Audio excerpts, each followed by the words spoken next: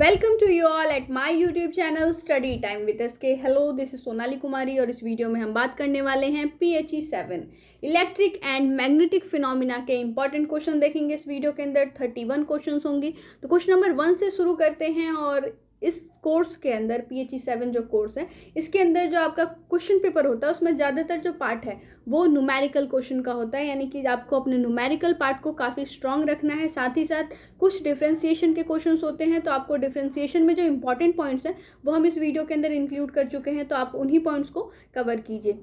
बढ़ते हैं आगे क्वेश्चन नंबर 1 के साथ। Obtain an expression for the drift velocity of electrons in a magnetic conductor. एक मैग्नेटिक कंडक्टर के अंदर इलेक्ट्रॉन्स के लिए ड्रिफ्ट वेलोसिटी का एक्सप्रेशन आपको यहाँ पर ऑब्टेन करना है। क्वेश्चन नंबर 1 में 7 या फिर 5 मार्क्स में पूछा जा सकता है ये क्वेश्चन। क्वेश्चन नंबर 2 है और यहाँ पर है 2 point charge are 5 metre apart. आपको बता दिया कि दो चार्जेस हैं और दोनों एक दूसरे से 5 मीटर की दूरी पर हैं। उनका कंबाइंड चार्ज भी आपको दे रखा है इस क्वेश्चन के अंदर। अगर एक दूसरे को रिपेल करता है 0.9 न्यूटन के फोर्स से, एक चार्ज दूसरे चार्ज को रिपेल कर रहा है यहाँ पर, तो आपको अब ये बताना है कि इन दोनों चार्जेस की वैल्यू क्या है। ठीक है, इस क्वेश्चन के अंदर सारी बातें आपको दे रखी हैं, फॉर्मूले में पुट कीजिए, आंसर लेकर के आइए। Question number 3, the electric potential of an at any point is given by this. ये आपको एक्सप्रेशन दे रखा है, एक एक्सप्रेशन जैसे आप यहाँ पर ये देख रहे हो, और ये दूसरा एक्सप्रेशन है। हो सकता है कि आपके एग्जाम में सिर्फ ये वाला एक्सप्रेशन हो या फिर ये वाला एक्सप्रेशन हो, दोनों में से किसी भी एक्सप्रेशन के साथ ये क्वेश्चन पूछा जा सकता है। कैलकुलेट करना है आपको इलेक्ट्रिक फील्ड को उस पॉइंट पर। क्वेश्चन नंबर 4, गॉस लॉ बहुत इंपॉर्टेंट है, आपको इसकी अच्छे से प्रैक्टिस करनी है। Using Gauss law in electrostatic prove that the charge resides only the surface of a conductor. Gauss law को यूज करते हुए आपको ये प्रूव करना है कि जो चार्ज है वो सिर्फ सरफेस पर ही रिसाइड करता है कंडक्टर के। नेक्स्ट क्वेश्चन पे आते हैं, क्वेश्चन नंबर 5 की तरफ। उससे पहले वीडियो को लाइक कर दीजिए, अपने फ्रेंड्स के साथ शेयर कर दीजिए। अगर आप हमारे चैनल पर नए हैं तो चैनल को सब्सक्राइब कर लीजिए, साथ ही साथ हिट कीजिए बेल का आइकन, ताकि आपको आने वाले सभी इंपॉर्टेंट क्वेश्चंस की वीडियोस ऑन टाइम मिलती रहे। Question number 5, right Gauss law in both integral and differential form. दोनों फॉर्म्स में आपको गॉस लॉ लिखना है। सबसे पहले तो ये 3 मार्क्स का काम आपने यहाँ पर कर दिया। इसके बाद using Gauss law obtain an expression for the electric field due to a spherical charge distribution at a point lying outside, inside and on the surface of charge distribution. किस तरीके से चार्ज का डिस्ट्रीब्यूशन होगा outside, inside और on the surface उस conductor के, उस पे वो आपको यहाँ पर एक्सप्रेशन के थ्रू बताना है। तो ये जो है ये 10 मार्क्स का क्वेश्चन होता है, क्वेश्चन नंबर 5 जो है। क्वेश्चन नंबर 6 पे आ जाते हैं। A beam of electrons passes undeflected through mutually perpendicular electric and magnetic field of magnitudes. आपको दोनों मैग्नीट्यूड्स दे रखी हैं, इलेक्ट्रिक फील्ड का मैग्नीट्यूड दे दिया है और मैग्नेटिक फील्ड का मैग्नीट्यूड दे दिया है। ठीक है, इसके बाद आपको कहा गया है bye maintaining the same magnetic field when the electric field is cut off, the electron move in the magnetic field in the circular path. आपको कैलकुलेट क्या करना है? Calculate the speed of electrons and the radius of circular path. ये पूछा जा सकता है, या फिर ये पूछा जा सकता है कि determine the ratio of charge to mass of electron. Question को आप इस तरीके से यहाँ पर देखिए, हालांकि इंपॉर्टेंट क्वेश्चन का वीडियो है, लेकिन इस तरीके से देखिए कि अगर ये क्वेश्चन आपके क्वेश्चन पेपर में अपीयर होता है तो आप इसे किस तरीके से अटेम्प्ट करेंगे। साथ ही साथ आप इसे अटेम्प्ट भी कर सकते हैं अगर आपकी प्रिपरेशन कंप्लीट है तो। क्वेश्चन नंबर 7 पे आ जाते हैं। स्टेट बायोट-सावर्ट्स लॉ इंपॉर्टेंट है, बार बार पूछा जाता है। Using this law derive an expression for magnetic field along the axis of a current loop. Right one analog and one difference between Coulomb's law and Biot Savart law. इन दोनों के बीच में आपको difference भी लिखना है। कूलम्स लॉ के बारे में आपने 12th में बहुत ही अच्छे से पढ़ा है। इसके बाद ये बायो-सावर्ट लॉ आपके पास आ गया। अब दोनों में क्या डिफरेंस है और एक एनालॉजी भी इसके साथ लिखनी है इन दोनों के लिए, बायो-सावर्ट लॉ के लिए और कूलम्स लॉ के लिए। Question number 8, the value of the magnetic field at the centre of an air core solenoid is this. Magnetic field की आपको यहाँ पर वैल्यू दे दी है। If current following in the solenoid is 0.4 ampere, calculate the number of turns per centimeter. Number of turns solenoid के अंदर कितना है पर सेंटीमीटर, ये आपको इस क्वेश्चन के अंदर कैलकुलेट करना है क्वेश्चन नंबर 8 में। क्वेश्चन नंबर 9 पे आ जाते हैं. In the Bohr model the electron of A hydrogen atom moves in a circular orbit of radius 5.3 into 10 to the power minus 11 meter with a speed of 2.2 into 10 to the power 6 meter per second. Determine its frequency and current in the orbit. Question easy है, समझाने की जरूरत नहीं है. Question number 10 पे आ जाते हैं. यहाँ पर मैं आपको समझा देती हूँ किस तरीके से इस क्वेश्चन को करना है.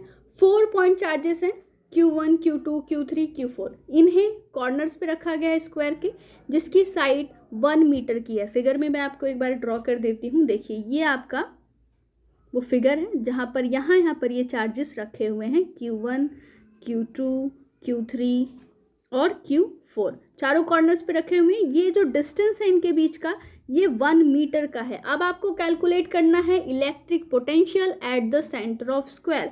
यहाँ पर ये जो सेंटर है इस स्क्वायर का, यहाँ पर आपको इलेक्ट्रिक पोटेंशियल को कैलकुलेट करना है. क्वेश्चन इस तरीके से ना पूछ के ये भी पूछा जा सकता है कि इक्विलेटरल ट्रायंगल में, ये आपका इक्विलेटरल ट्रायंगल है, साइड्स कुछ भी हो सकती हैं. यहाँ पर मान लीजिए 1 मीटर का ही साइड है और चार्ज Q1, Q2 और Q3 है और आपके सेंटर में आपको यहाँ पर पोटेंशियल पूछा गया है, इलेक्ट्रिक पोटेंशियल कितना होगा. तो इस तरीके से भी ये क्वेश्चन बन सकता है. क्वेश्चन नंबर 11 पे अब आ जाते हैं.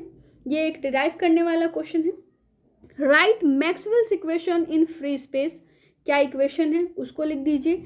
Hence derive the wave equation in vacuum. और इसके बाद आपको वेव इक्वेशन वैक्यूम के लिए डिराइव करना है क्वेश्चन नंबर 11 में. आगे बढ़ते हैं क्वेश्चन नंबर 12 की तरफ. साइक्लोट्रॉन का क्वेश्चन, और क्वेश्चन बार बार पूछा जाता है. इजी है, कुछ समझाने वाली बात नहीं है. आप क्वेश्चन को अच्छे से रीड करेंगे, अपने कॉपी में सॉल्व करेंगे. क्वेश्चन नंबर 13 में आ जाते हैं. पैरेलल प्लेट कैपेसिटर है, एक प्लेट है of a parallel plate capacitor.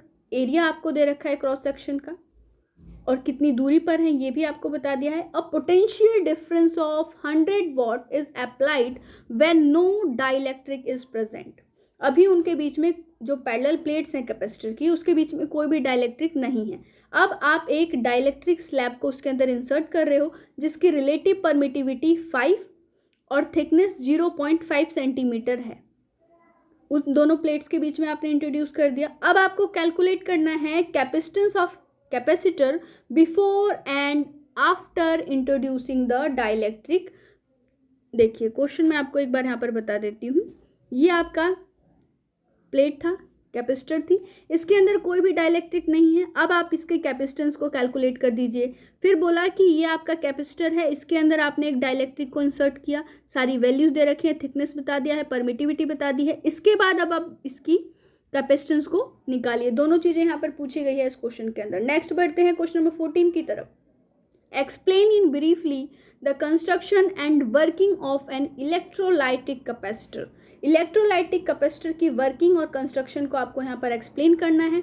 What are the important specification for this capacitors. Question number 15. State Ampere circuital law. Ampere circuital law को स्टेट करना है. Express it in differential form. Use this law to obtain the magnetic field due to a long straight current carrying wire. Question number 16. The magnetic field of an electromagnetic wave in free space is given by this equation. ये आपको equation दे रखी है. इसके बाद आपको अब determine क्या करना है. Direction of propagation, wave number, frequency और इलेक्ट्रिक फील्ड. इजी क्वेश्चन है, हो जाएगा. Question number 17. टोरॉइड आ गया. सोलेनॉइड जहाँ पर पूछा जाएगा, टोरॉइड भी पूछा जाएगा. A toroid of mean circumference 1 meter has 500 turns of wire carrying a steady current of 0.5 ampere. The core of the toroid is filled with iron of relative permittivity 5000. Determine. आपको अब ये सारी चीज़ें इसके अंदर डिटरमाइन करनी है. Question number 18. Explain the concept of self induction. Self induction भी आपने 12th में पढ़ा है और यहाँ पर तो काफ़ी अच्छे से एक्सप्लेन किया हुआ है इस कोर्स के अंदर. तो आपको सेल्फ इंडक्शन का कॉन्सेप्ट जो है उसे एक्सप्लेन कीजिए. इसके बाद an air core solenoid of 60 centimetre length has 1200 turns and its circular cross section has diameter of 2 centimetre. Calculate करना है आपको self inductance of the solenoid. Next question पे आते हैं. Question number 19. Write Maxwell equation in free space. पीछे भी पूछा गया है Maxwell equation. From this equation, derive the wave equation of electromagnetic waves propagating in free space with no source charge or current, so that these waves propagate at the speed of light in vacuum. Question number 20 है, ampere law आपको यहाँ पर state करना है. And using Ampere law determine the magnetic field due to very solenoid. Calculate the magnetic field due to a solenoid having 10 turns per centimeter for 1 milliampere current in the solenoid. Next question पे आते हैं, question number 21 की तरफ, और ये self inductance से related question. Question number 22, an electron is moving with speed. आपको speed दे रखी है, इलेक्ट्रिक फील्ड बता दिया है, मैग्नेटिक फील्ड दे रखी है.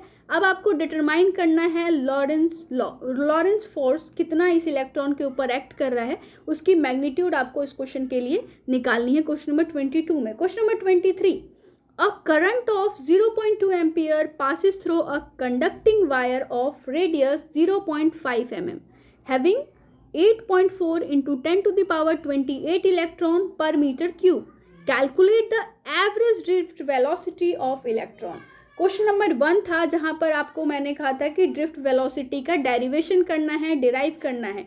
यहाँ पर आपको ड्रिफ्ट वेलोसिटी कैलकुलेट करनी है क्वेश्चन नंबर 23 में. आगे बढ़ते हैं क्वेश्चन नंबर 24 की तरफ. ये है, describe the hysteresis curve for a ferromagnetic material and explain the terms remanence and coercivity. Question number 25, a small object carrying a charge of -4 into 10 to the power -9 coulomb experiences a force of 15 into 10 to the power -6 Newton in the negative x direction when placed at a point in an electric field. Calculate the electric field at this point. What would the magnitude and direction of the force acting on the proton placed at this point be?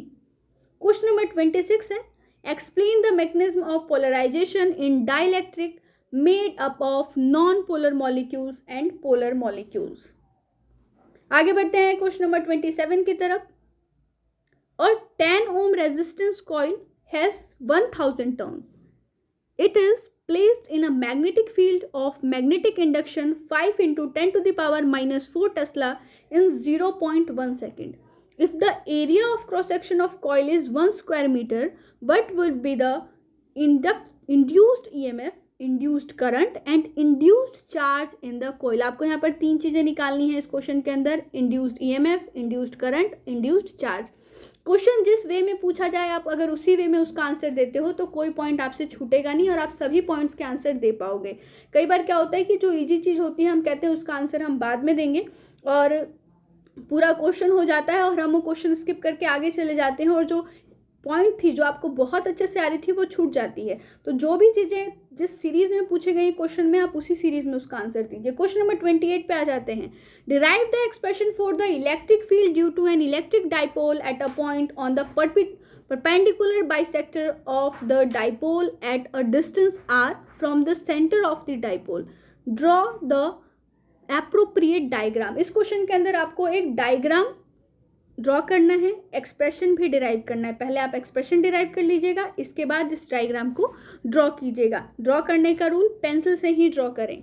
Question number 29, explain Larmor precession with the help of a diagram. Diagram की help से आपको यहाँ पर इसको explain करना है. आप statement लिखें, इसकी कोई ज़रूरत नहीं है. अगर आप बहुत ही अच्छे से एक लेबल डायग्राम बना देते हो तो आप काफ़ी अच्छे से वहाँ पर प्रेजेंट कर पाओगे. इसके बाद आपको एक लार्मर फ्रीक्वेंसी के लिए डिराइव भी करना है एक्सप्रेशन. क्वेश्चन नंबर 30 पे आ जाते हैं. So that when a dielectric slab of thickness d is insert between the parallel plates each of area A of a capacitor, the capacitance is given bye, आपको expression दे रखा है. Calculate the capacitance of the parallel plate capacitor consisting of two parallel plates of area 0.02 meter square each and placed 10 to the power -4 meter apart in the free space. आपको यहाँ पर capacitance को calculate करना है. Next question पे आ जाते हैं, क्वेश्चन नंबर 31. और ये वो क्वेश्चंस हैं जो कई बार आपको एक्सप्लेन करने के लिए पूछा जाएगा, कई बार स्टेट करने के लिए पूछा जाएगा.